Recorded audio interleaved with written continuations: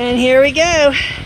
As predicted, October 31st, 2019, coming down from the Mountain Valley Pipeline corridor outside the limits of disturbance. We have that pollution coming down. Coming down here, going into the country lane, going down, and let's see if before we recorded where it was going around the silt sock. Let's see, now it's probably around 5:50 p.m. So about 10 or 15 minutes of some steady rain. Remember, we're supposed to be getting severe weather all night long, 2 to 3 inches. And we're under a tornado watch.